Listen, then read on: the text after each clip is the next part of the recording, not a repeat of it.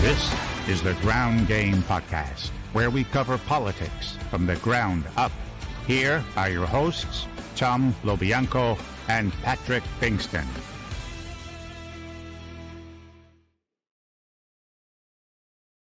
From sea to shining sea, across the fruited plain, we are recording this on the afternoon of Halloween. We're scary political guys for Halloween. 5 days to Election Day. Everyone is freaking out. I'm Patrick Pfingsten. Tom LoBianco is here. Welcome to the Ground Game Podcast. Coming up on our show today, do we just call her Joe? Do we call her JoJo?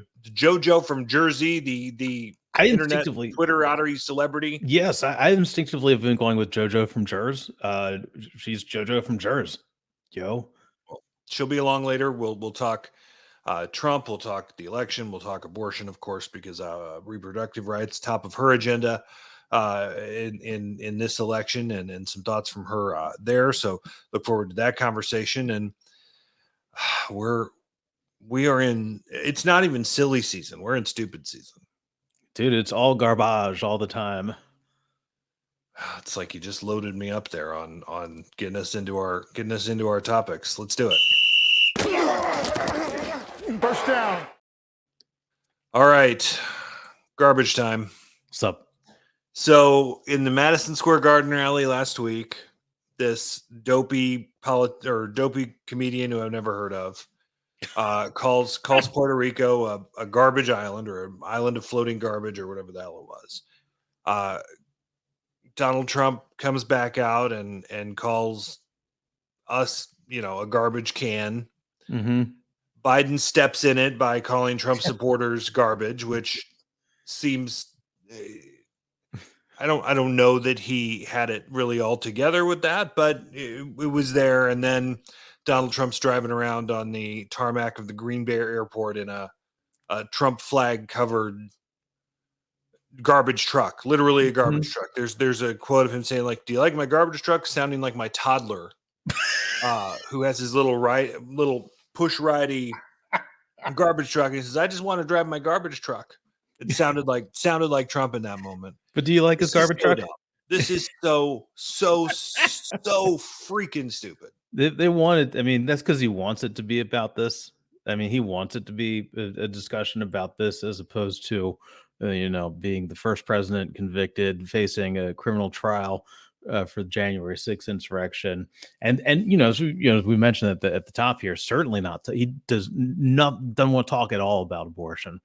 He calls it the A word, because he knows how much of a driver that is. That Hinchcliffe guy was, the big tell for me in all this was Joe Rogan actually distancing himself from Tony Hinchcliffe. Like, he goes out there and does an interview, and Rogan's like, I warned him not to go full racist out there, and he did it anyway. And that whole Hinchcliffe set, if you want to call it that, like, it was even worse before that. The island of garbage was the cherry on top. He made some, really racist comments about having sex with Latinas, and I'm guessing this guy has not had sex people with in watermelon Latinas. joke. Yeah. Well, and apparently, and this is the worst thing, is the Trump campaign flagged that he was going to call Harris a "see you next Tuesday." Yep. And didn't flag this stuff. So they were okay with this stuff. Yeah. Well, and that goes back to, look, the fact that story, that part is out there. He was going to be even crazier and use the C word. That's because they wanted it out there to this, the garbage ending to this race. It's not really the garbage ending to the race. That's just the media kerfuffle. And that's the way they want it to be. I'm not actually sure that's what's resonating right now. I don't think it's really shaping anything, because opinions are so hard set on him after close to a decade now. This whole campaign is garbage, all of it. Be over, be finished. It's second down. All right, so speaking of closing messages, Kamala Harris the other night had 75,000 people at the Ellipse and onto the National Mall in Washington. I had McKay Coppins from The Atlantic on the radio this week. He was there, and and just talked about how massive the crowd felt. The visual was striking, one, because he had the White House behind her, the very patriotic messaging, the freedom, the USA. It could have been made for a Republican candidate in that sense. Mm-hmm. And obviously DC is a Democrat town, right? I mean, you've got, Right. she's going to win 90% there. But that was a made for TV event. And she really, even though the speech was essentially the stump speech plus, it was an effort to show that she belonged, that she Right. could look like a president with the White House behind her, with the messaging, with the giant crowd. It looked like an inauguration at night, and it seemed to me like they accomplished everything they wanted to.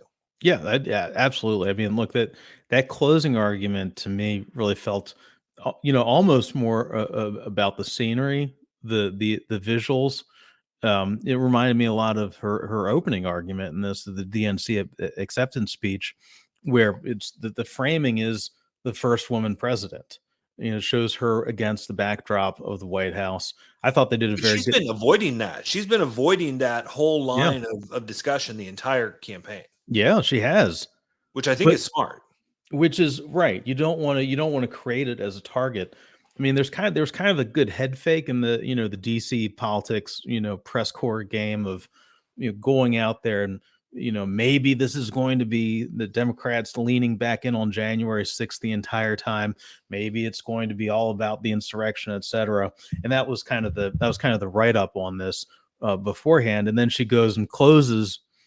And it's really about the cinematics. I mean, and then you saw it get cut up into the advertisements and the clips online. So, I mean, I thought it was a good closing. I don't know that all the garbage stuff really distracted from it. I think it distracted us from it in the media space. But they got what they needed out of it. Abortion's the way she closes the last 5 Yeah. minutes, right? Yes. It has to be. Yes, absolutely. I mean, obviously we've seen polling that it's not the top issue for voters out there, but like when it comes into focus groups and it gets prompted, everyone has an opinion on it. Everyone is motivated by it. So it's, when they prompt voters, especially those middle of the road, especially female voters, Mm-hmm. I think it's very much going to make a difference. Yeah, absolutely. All right, next.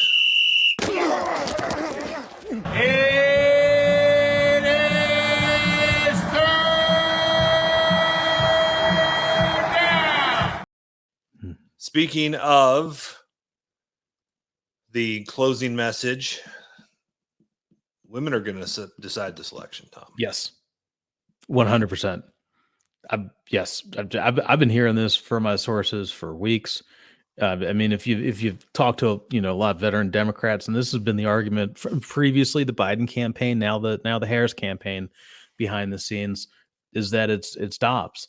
It is it's Dobbs voters, it's women, it's Dobbs dads. I mean, there's even terminology for it. I mean, I wrote a memo over at my latest election memo over at 24site.news, 24sight.news. Plug it. Yeah, what's up, baby? That's what this is about. Is that this is the 8 years later. We had 8 years ago, we had the shy Trump voters, people that didn't want to talk about that. They weren't telling pollsters about they secretly supported Trump. I think now we're going to be talking about secret Dobbs voters, the quiet women vote. And I mean, it's consistent. It's and as you pointed out, it is such an animating issue. I can't think of anything else even close to it. Well, the breakdown in vote in 2020 was, what was it? Something like 54-46 women to men. Yeah. And certainly the gender gap it's the Grand Canyon of gender gaps in this campaign, right? I mean, Harris is pounding him among women. He's doing significantly better among men. Yep. Even better than he did against Biden and Hillary. But part of that is that he's counting on very low propensity male voters to get out. Right.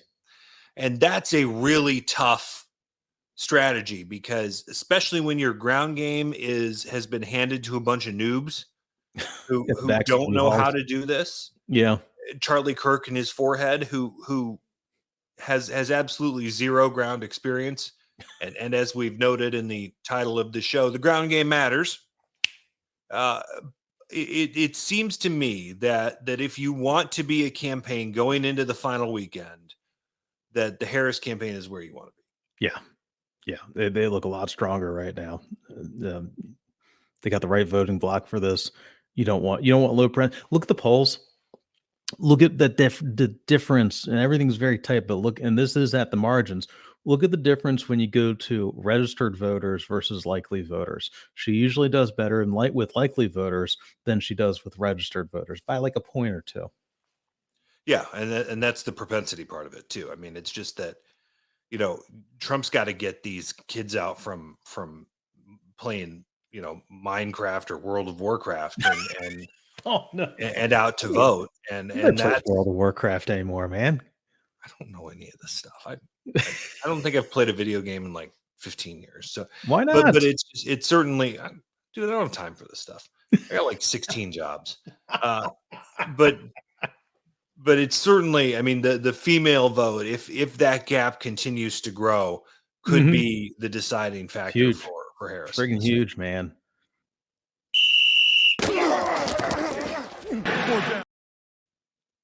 All right.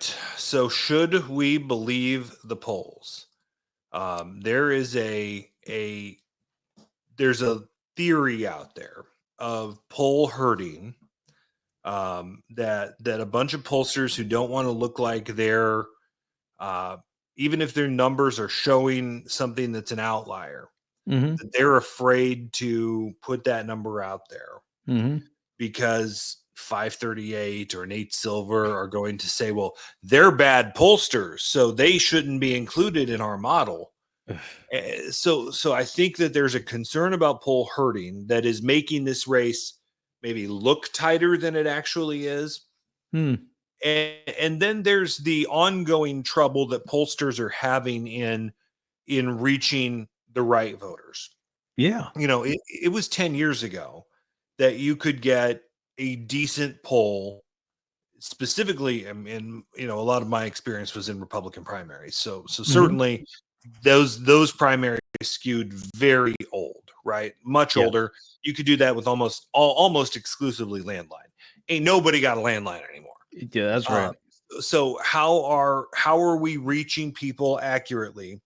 And is the answer online polls? Is the answer telephone polls? How do you mix cell phones in? How do you get people to? I mean, there are people who never answer their phone. Yeah. Literally never answer. I have friends who say if I call them, if I'm on the road, they'll just text back, and when they don't answer the phone, just say, "Hey, I don't want to talk. Text me." Well, I'm driving. I can't text. I mean, it's a significant issue here, and it has made polling so damn hard. Yes, I mean, look, they're number one. There's no repercussions professionally for bad polling, and we've seen that based on polls, and we're used to this. You've been in politics for years. I cover politics for years, and you kind of get used to this stuff. You understand that Rasmussen poll is always like somewhere between like +3, +5 Republican, Quinnipiac somewhere between like +2, +4 Democratic. You adjust for it.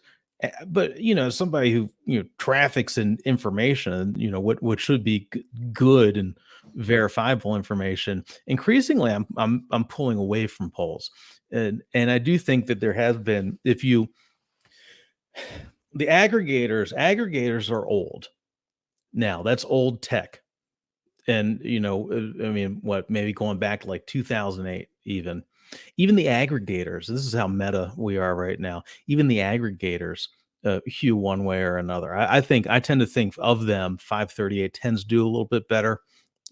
Post Nate Silver, I'm not a fan of the Nate Silver modeling, or I'm certainly not a fan of these betting markets. I think that's not good. They are CRAP. But Real Clear Politics runs a little hot on the right. I don't know. I don't know that, More than a little. More than a little. I'm pretty reserved. Okay. Bottom line, though, even though I think there's probably more variance than we've seen, I think we can all agree, though, it's desperately tight. Yes. Desperately tight. Oh, absolutely. All right, what's the best thing about New Jersey? It's not Newark Airport. That place sucks. Yeah. It's not the New Jersey Devils. Go Blackhawks. Might be Gabagool, but okay. Could it be JoJo from Jersey? It's probably JoJo from Jersey. Let's get to it. It's time to go in the huddle. All right, we are pleased to welcome one of the most influential Democrats on the Twitter machine. I'm building you up, Joe. Building you up. Go for it. I'm ready. This, but we still love each other, even though we don't know each other. JoJoFromJerz, you find her on the Twitter machine. We are pleased to have her on the Ground Game podcast. Joe, what's your anxiety? We're recording this Halloween afternoon, so Thursday afternoon. What's your anxiety level? Razor blades in my chocolate bars. No, that's not the answer. Well, I have lots of anxieties. You mean politically? On this election specifically. On this election specifically. Well, of course, the anxiety, I don't want to put that out into the universe, is that things will not go as I expect them to go, and then Donald Trump will somehow repeat 2016. That's the anxiety. That's the fear. That's where the ever present, omnipresent. It is. Yeah. My daughter is 11, and she is afraid that I'm going to be imprisoned. So that's out there too, which I always say, of course not. And then I think, yeah, that is some sharp cognizance right there for an 11-year-old. That is macabre. Yeah. But this is also a girl, and the trolls think I lie. And I swear to God, on my life, on my kids, I swear to God, she said this. She got in the car one day and she goes, "We got to talk about Project 2025." And I was like, what is up? Who are you? She saw it on TikTok. Wow. Yeah. Crazy. Yeah. See, mine turns 3 next month and still understands things that he shouldn't understand at that age. So I can only imagine what I'm getting into in the next 7-8 years. So it's just wait till he comes back and asks you about Project 25. Every age is advanced by like at least 5 years now. You stop going to the library with the nanny. Stop hearing all this stuff. I don't need you to hear all this detailed stuff. Okay, come on, kid. What do you mean you have autonomy? You're 2. I can't have a hug because you have autonomy. Okay. Yeah. Okay. I wish the sovereign citizenry was around like when I was like 15 years old. Man, I would have used the hell out of that. I'm a sovereign citizen. Curfew.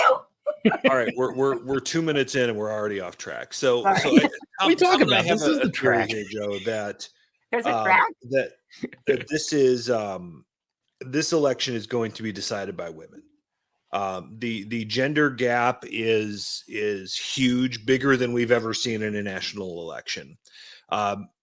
Trump is counting on such low propensity male voters to break him through his essentially his ceiling, which he's been at for the last 8 years. Mm-hmm. 2 white dudes with beards probably can't talk about the female experience here particularly well. What do you think the deciding factor is for the female vote? Well, I think about this and talk about this a lot because we have not had a presidential election since Roe was struck down. And this is the first. We don't have, we had the midterms, but this is, the big one. And to underestimate just how pissed off American women are right now would be a grave error, but he seems to like to double down on it. And every time he says something like, "I will protect women," and then says things like he said yesterday, whether they like it or not, what that does to women is it fires us up more than anything ever could, because it's just like putting salt on the already open wound that is our fundamental human right to bodily autonomy being stripped from us, and our daughters having fewer rights now than we did at their age. This is the thing that like when I go to the gym or go to the grocery store, or I go to the local Kohl's. I'm not kidding you when I tell you that like people talk about this stuff. They talk about like being worried about where their daughter will go to college, because if God forbid she ends up in a state like Georgia, well, Georgia now at least is a little bit temporarily on pause, but Texas, for instance, that if she, God forbid something happens and she gets pregnant, that she will not be able to receive care. God forbid she has a miscarriage, she could die while being denied care. This is the stuff we're talking about. And the more information that comes out of what we've seen as a result of these bans, Texas is ahead of the curve because of Abbott's extreme awfulness. He needed to be first. We have seen women dying. Pregnant women in the state of Texas are dying at 56% higher rates. There's a fly. I'm fucking sorry. I don't know if I can swear.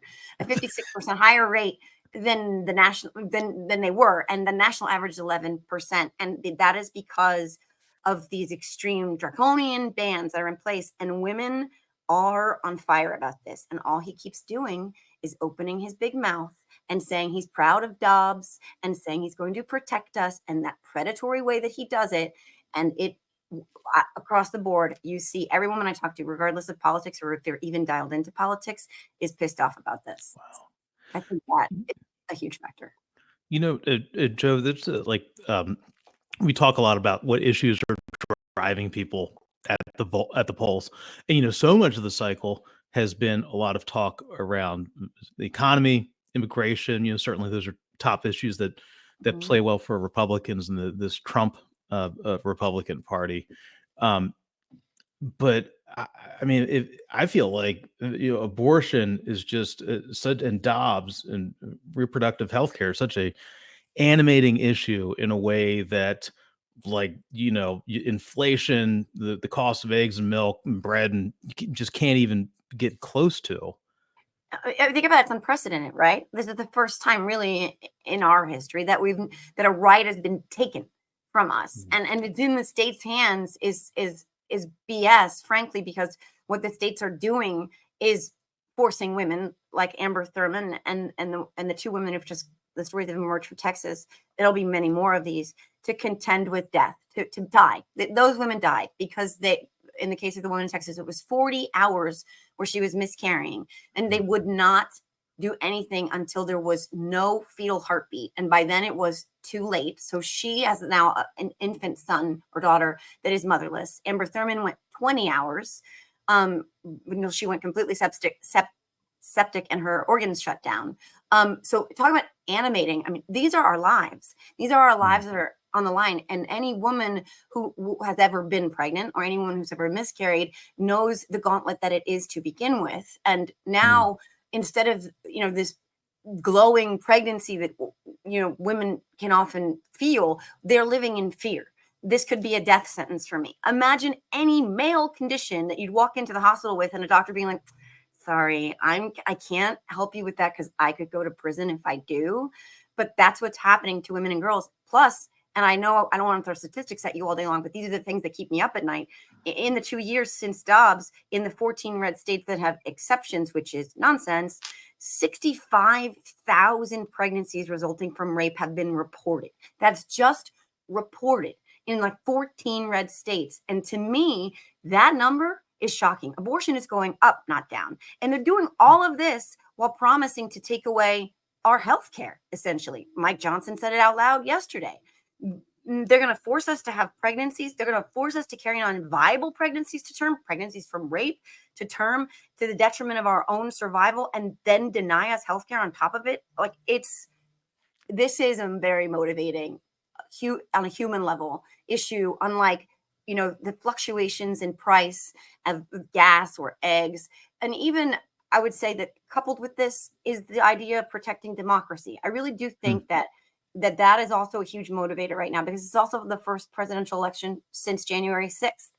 And I think a lot of people have memory hold a lot of that. And I know MAGA wants to pretend like it was whatever it was.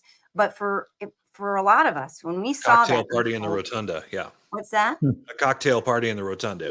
Exactly. It was jubilant. It was joyful. Right. It was a celebration, and they were warriors and patriots. It was also somehow simultaneously Nancy Pelosi and the deep state.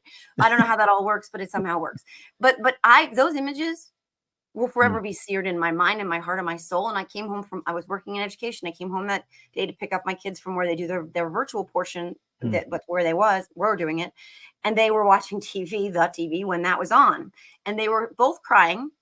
And then both of them, and they were, I don't know, well, 4 years backwards, so 11 and 8, asked me if those bad people were going to come to our house and look for us. And like, I'm not going to forget that, and I'm not going to let them whitewash it. But I think that might be a secret, not such a secret, but that might be a factor in changing some of these secret or silent Kamala votes too. Yeah, I mean, and threats to democracy, at least, I don't know if it was a national poll, but there was at least an Illinois poll after the 2022 election that it was the #1 issue for voters, at least in this state. And I do think it's interesting how abortion has crossed traditional party lines, at least in this election. You know, I've had a really hard time with my personal views here because I'm pro-life. We have an almost 3-year-old and a kid on the way. And when, I hear that heartbeat for the first time, God damn it, I'm going to run through a wall to protect my child. And don't tell me that it's not a life that's worth saving. But, and Liz Cheney, when she was campaigning with the vice president a couple of weeks ago, really made it click in my head how I felt about this, that you can be pro-life and disagree with what my former party has done in terms of what they've forced women to do with miscarriages and stillbirths and things like that, and have gone so extreme that it's not only tough to watch, but it's inhumane. And the attacks from the right on IVF. I have a brand new nephew thanks to IVF. Love him to death, and thankful for that science. You can see how Republicans have gone too far and still be pro-life at the same time. And I think that's maybe something that we're going to see in exit polls here, that people who identify as pro-life are going to start to vote, maybe even in this presidential election, based on the whole reproductive issue, the whole abortion issue. What do you think about that? And I agree with you. I'm a mom of 2. They're 11 and 15. I had 2 miscarriages as well. And I'm blessed to have the children that I have. And I cannot imagine my life without them. And whenever I got to see them on an ultrasound or hear their heartbeat, I mean, it was just the most amazing, elated feeling in all the world. It's still the greatest gift I've ever been given. But I will say that, like you said, in the interest of them being pro-life, they've gone to a place now where the life of the mother is disregarded, which to me is very strange because she has a heartbeat, right? But in a state like Georgia, a pregnant woman who was beaten by her fiance or boyfriend, I forget what she was, there were no charges filed for her and the injuries that were done to her, but there were charges filed for the injury and harm he did to the unborn fetus. And when you're looking at a world where that can happen, women are being erased. And so my life, the life of that mother, the life of Amber Thurman, the life of Kate Cox and Amanda Zurofsky, who had to face death and losing their ability to ever have children again, that's not pro-life. Right. I would never say, yay, go get an abortion. Abortions are great. I don't charge up my electric car in the morning and go get my daily abortion after I get my Starbucks. Like, I would never advocate for the joy of being able to have an abortion. But in many cases, in lots and lots and lots and lots of cases, we're going to see more and more statistics on this. What is considered abortion care is really miscarriage care. Also, you have ectopic pregnancies. There's lots of conditions that would, in their cases, put the life of the unborn ahead of the life of the mother, where women are dying. And to me, that, like Liz Cheney said, but that's not being pro-life. It's also not pro-life to decide you want to take away the access to health care. It's, for all of these Americans with pre-existing conditions, Americans who vote both ways. It's not pro-life to deny starving children school lunches in the summer when the government is saying we'll give you the funds to do it. And they still say no. That's not pro-life. It's not, pro-life to leave these children in abusive homes because JD Vance says the abused woman should stay. That's not pro-life as far as I see it. And it's not pro-life to take away the medication that someone who is transgender needs to survive. These are things that are not pro-life. And I think what also has been happening in red state after red state and red county after red county, when these ballot measures have come down and given them the option of codifying the rights to reproductive freedom in their constitution, what Americans who in 17 counties in Ohio, by the way, who voted for Trump, what they are doing, what they are saying now is abortion isn't really my issue. It's my freedom that is my issue. Mm-hmm. My freedom, my neighbor's freedom, my daughter's freedom, my niece's freedom, my sister's freedom to make choices about their own bodies. That's a fundamental thing that you cannot strip away from someone that we fought for, that women died for.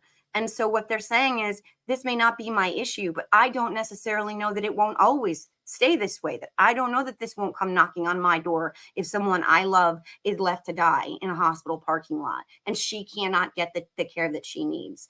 So I think I would never advocate for anyone to terminate a pregnancy at will. I wouldn't say like, that's a great thing, go do it. If you have to do it or if it's your choice, that's fine. But to say that Republicans are pro-life, to me, is mythology. It simply isn't true. And and IVF is another example. They say they're not coming for it. They are, because their idea of life flies in the face of what IVF is. You can't make those things square. Because if those embryos, are destroyed or they stay on ice forever, again, that flies in the face of what they believe, which is that life begins at conception. And so they will come for IVF. Absolutely. Do you think, Joe, do you think that this is, Patrick and I are both, we're honorary Hoosiers. We're, displaced Hoosiers. All right. A former colleague, Brian Howie, wrote about this recently. There's a very surprisingly tight race for governor out there with the Democratic nominee, Jennifer McCormick, running very close with the Republican nominee, Mike Braun, out there. And it seems to be driven in large part by the women, especially in the wealthy suburbs up north. He also sucks out loud. Like he sucks out loud. Oh, I wasn't going to say that, but it's. but women may change the game in that race. Yeah, that's very interesting. I'm unfamiliar with him, but that is interesting. So do you think, what I'm wondering about, and I've seen this, anecdotally here in the Maryland suburbs around Washington, do you think that this would be the same dynamic had Joe Biden stayed in the race? Would we be talking about this if he was still in right now? Yes, because I was talking about it. I was talking about it before the switch. What I will say, what kind of crystallizes this moment and all of what we're just discussing is that you have the opportunity to elect a woman that you didn't have before. And when women are looking around and saying, wow, they keep making references to Handmaid's Tale and stuff, that is the potential future if this all goes wrong. When you take that binary choice, and it's not and I love Joe Biden more than most people, and it's like a cult for me, but when you take those people who say like they were just two old white guys, although one of them is arguably fluorescent, I digress. And now you have a woman who's incredibly capable, a woman who has prosecuted predators like Donald Trump, a woman has the binary choice between someone who will be a good custodian and a responsible custodian of our democracy, who has fought for the American people, and an adjudicated rapist who has been convicted on 34 charges and faces other indictments, including trying to overthrow our own government. But that it's a woman that we can lift up in this moment when everything is on the line for us, because it really does feel as though this is just be the first sort of slash, at everything. And then the deluge will come where all of our rights will start to be dismantled. And they're not being quiet about wanting to take away our right to vote. They're not being quiet at all. And we've long since abandoned any position of not believing what they say and not taking them at their word. Because when Donald Trump said he would overturn Roe and punish women who had abortions, that's what's happened. He did overturn Roe with the help of the Federalist Society and Mitch effing McConnell. Thanks, Mitch. And women are now paying the ultimate price, not for abortions necessarily, but for anything related to reproductive care. They're also not getting screenings regularly, pap smears in these deserts where there's no care at all. So they're dying of avoidable and preventable diseases because they can't get an OB to see them. So this is how you punish women. So when Republicans say, they're going to come for our right to vote, believe them. So I've had this theory that of which is the real Kamala Harris. That the 2019 version of Kamala Harris was as progressive as you can find. The one that was running in that Democratic primary, that was way outside the mainstream, I would argue. And this 2024 version of Kamala Harris has been center left to center right on issues. I mean, even national security, you can say she's running a center right campaign, more traditionally Republican than whatever the hell Donald Trump is saying about foreign policy. Which do you think is the real version of her? I think that it is inaccurate to say that there are versions of any of us. We evolve. We are vast. We contain multitudes. Kamala Harris has adapted. She has also evolved. She has also been the occupant of the vice presidency for nearly 4 years. And she's worked side by side with a very different style of public servant that is Joe Biden, who arguably is consistently more sort of on the more conservative end of my party.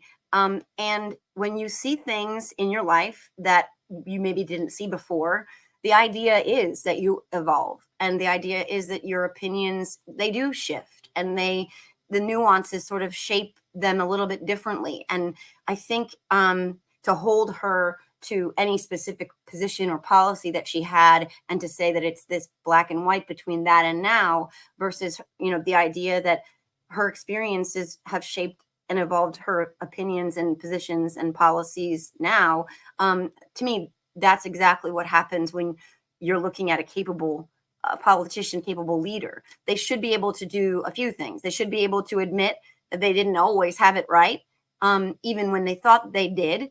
And they should be able to admit that in retrospect, maybe their evolved position was a good thing, that they needed to be exposed to other perspectives or other realities, and that they should be able to adapt. I think that is a sign of the kind of humility that we would hope for.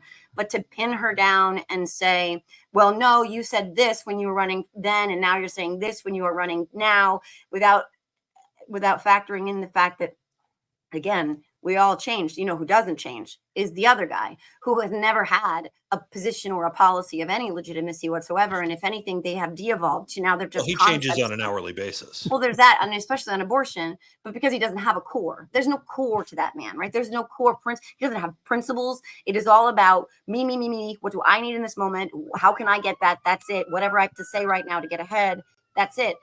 And that is not true of her. And there's also a double standard where he could say, childcare is inexpensive. Childcare, Marco Rubio, my daughter, childcare. Then we're talking tariffs in outer space. He can say all of that, and Kamala can't come out with a perfectly articulate answer without Brett Baer going, yeah, but blah, blah, blah, blah, blah, every 10 seconds. And then they walk away going, she can't even articulate a position clearly.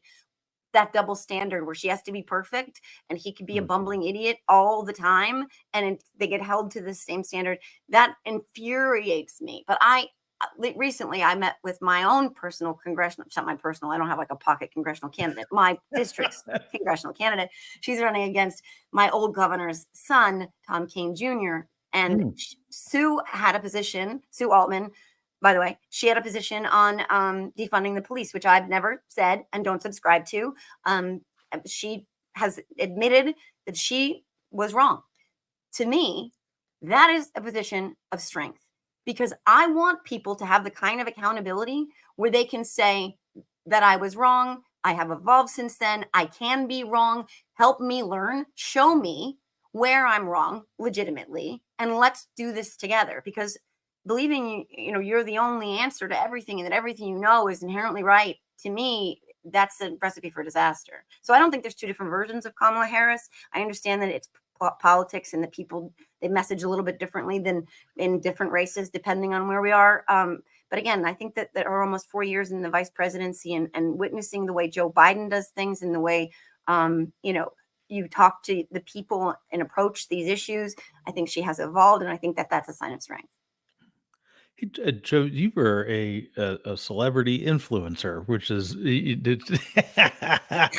well, this is I feel like, right, this is like the content creator influencer election, and I feel like it changes every 4 years. The last one was COVID, but like 8 years ago, it was the Twitter election, and now Twitter is a Nazi hellscape with Russian porn bots. It's but how'd you get into this? How'd you get your start in this?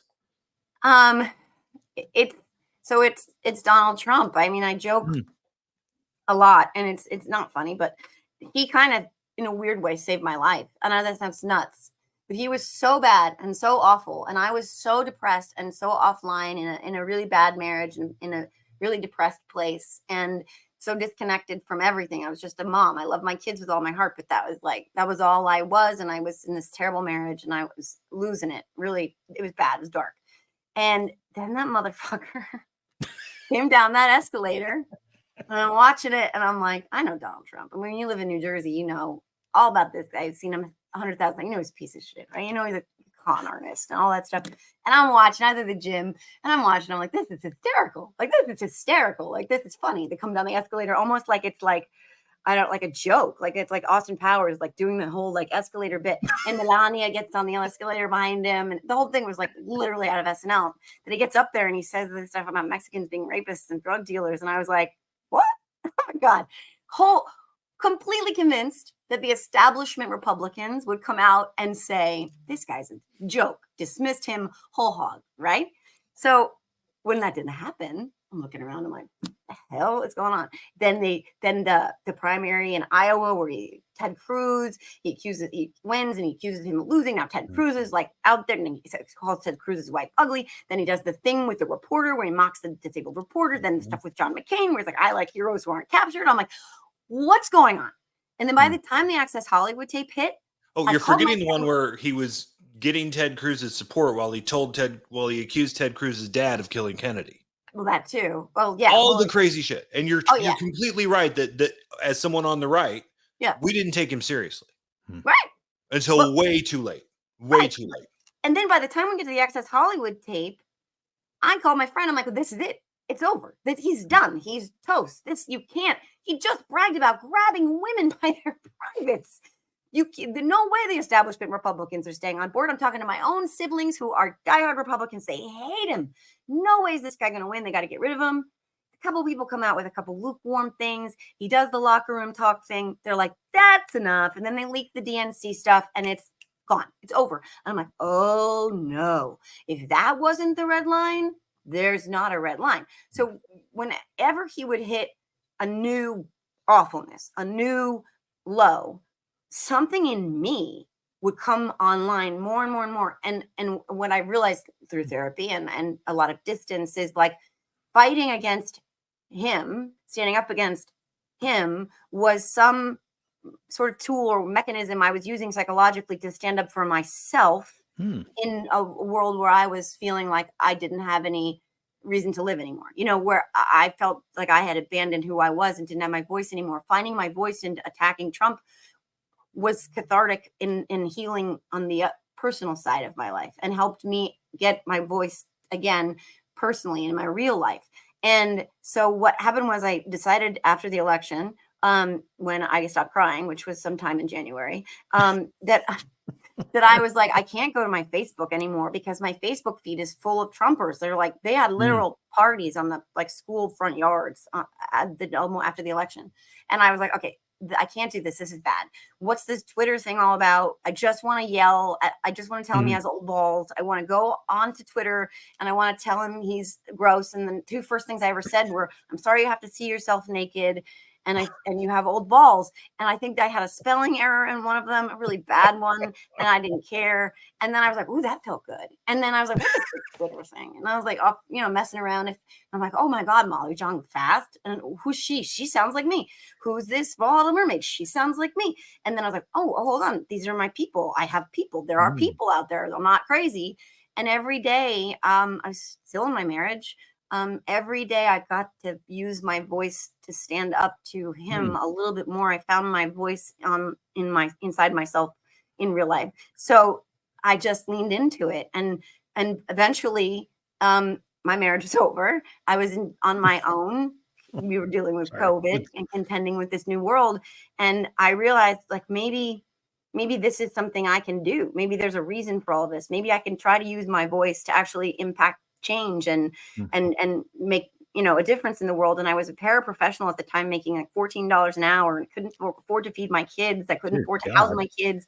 Everything was on my shoulders. I had to support my children, and I had to figure out how.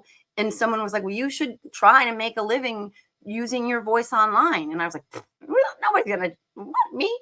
And little by little, by belief in myself and finding my own autonomy and my own strength and my own voice, putting that out into the universe, like the universe started saying, oh, okay, yeah, this is a thing that you can use to support your family. And you really, really believe this stuff. And it became something where I can sustain my kids' lives. I can use money to take them to World Series games, which I get destroyed for, but my baseball saved my son's life in many ways. And that was a disastrous experience nonetheless. But I'm still glad we did it. But that's kind of the journey. And honestly, it's gotten to a place now where I sound really hokey saying this, but I truly want to use whatever time I have left on this rock to, like, hopefully help somebody else who might be where I was when I thought, no, it's all over. Like, I can't dig out of this. And maybe like they can. Like, my essays a lot in my Substack are about not just politics, but survival and thriving, and when you think you can't. And I know that all sounds hokey and I'm getting choked up, but it's true. So that's a little bit of how I got here. And people, I guess, they like it because I say the things in the way that they would probably say them, because I'm not some polished, pundit. I don't have a degree in whatever punditry they major in. I'm a mom in New Jersey who loves this shit, but also understands the importance of it. And also, I have a stake here because I've got kids, and not that you need to have kids to have a stake, but when I look at them, when I looked at them in 2016, and I think to myself, what world am I leaving behind for them? It can't be this one. It can't be one with Donald Trump at the helm. So that's the really big motivator for me. And so I guess people like it. I'm always going to shoot straight, and I'm just always going to be who I am. And if they like it, then that's great. Hopefully we can all move this democracy forward for the better. Before we let you go, put your prognosticator hat on. What's going to happen next week? I don't have a problem. Oh, you got one. What's up? A Yankees hat that I just I cannot support the Yankees, but Go Cubs. Go Cubs. Go Cubs. Okay, well, I'm glad you're the Cubs and not that. Well, no offense to the White Sox. But I no, got to Wrigley, and There are no White Sox fans. White Sox fans. Well, I have a good friend who is a diehard White Sox from Chicago, diehard White Sox fan. I swear to God. I feel bad for both of them after the tough season. Both fans had a rough one. Yes, but I got anyway, to go prognostication. Sorry, let me digress for 1 second. I got to go on the field at Wrigley this summer when I was in Chicago, and I got to walk on the field and I got to look at the ivy because I knew not to touch it. I am also in love with that stadium now. Like, what? It's crazy. What a gift! Never tear that down. I'll kill you, Chicago, if you ever tear it down. Prognosticator hat. Here's where I reside.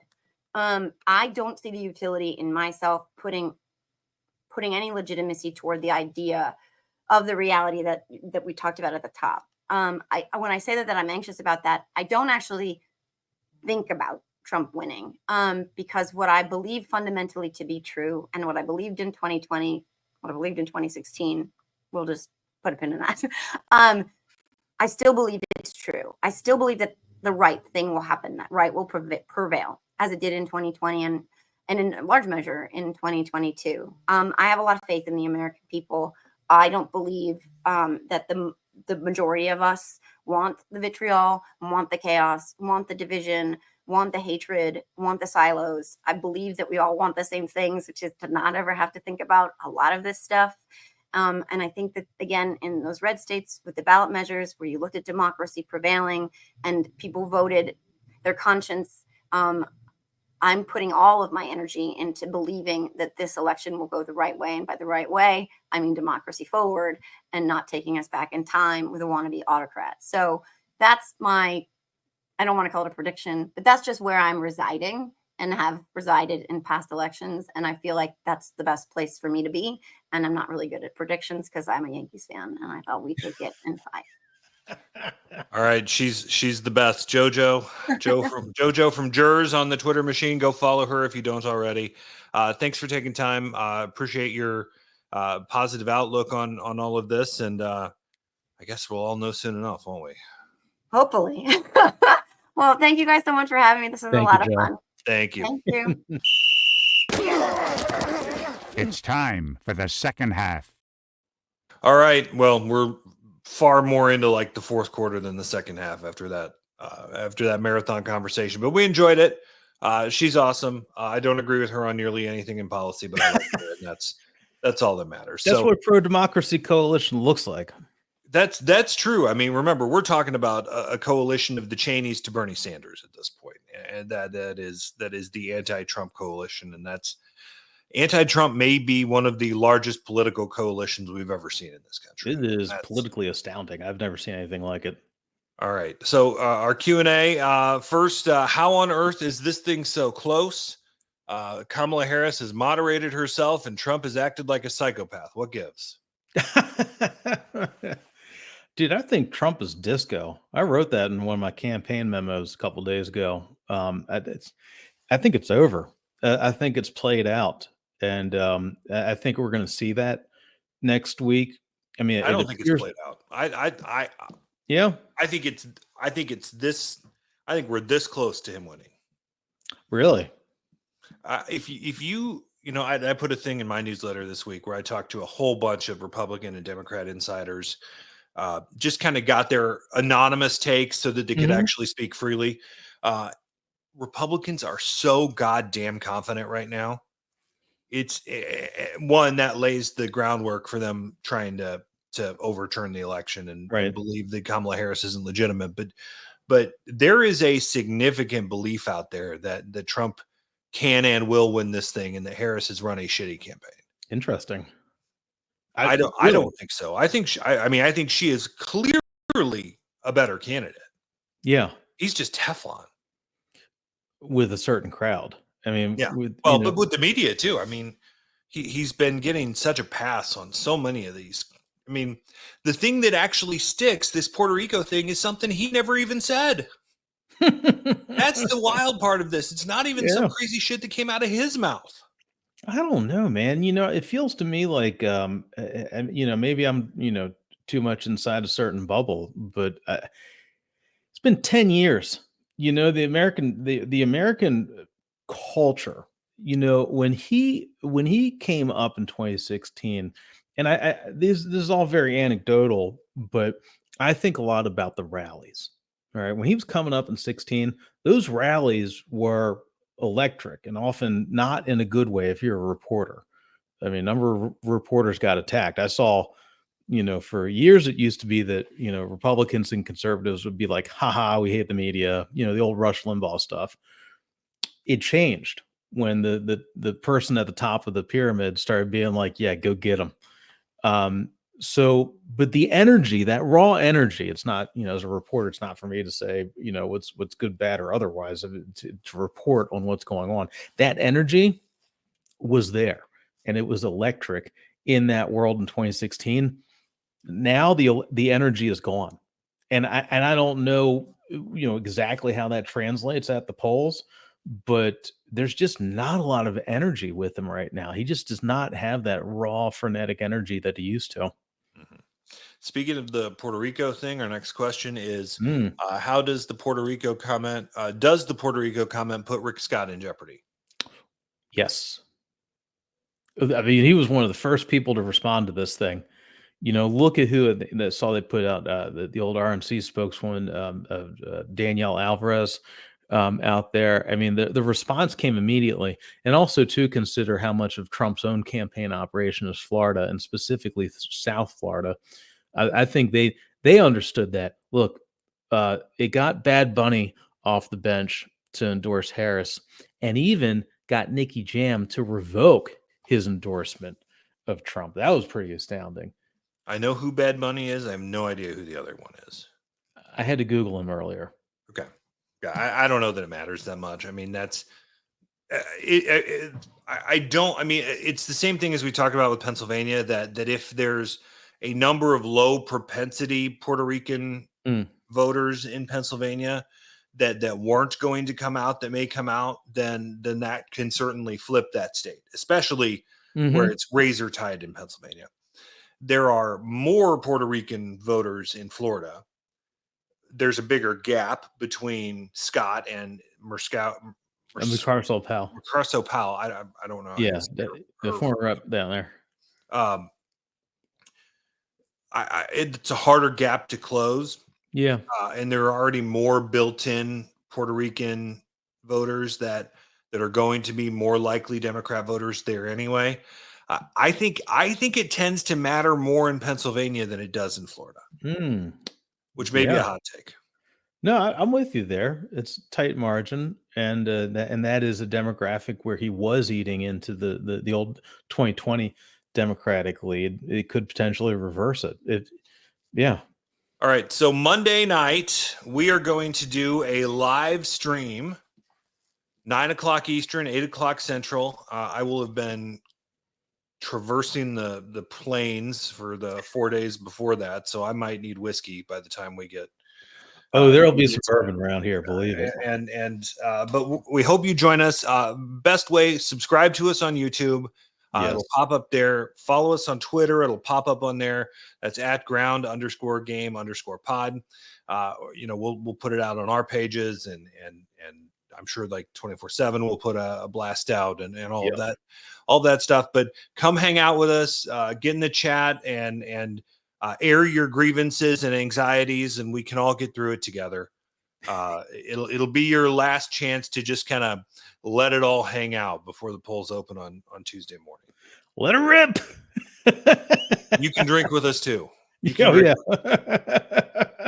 All right. Thanks to JoJo from Jerz. Thanks to Tom. Thanks to you for listening. Like, share, subscribe, all that stuff. You know how to do it.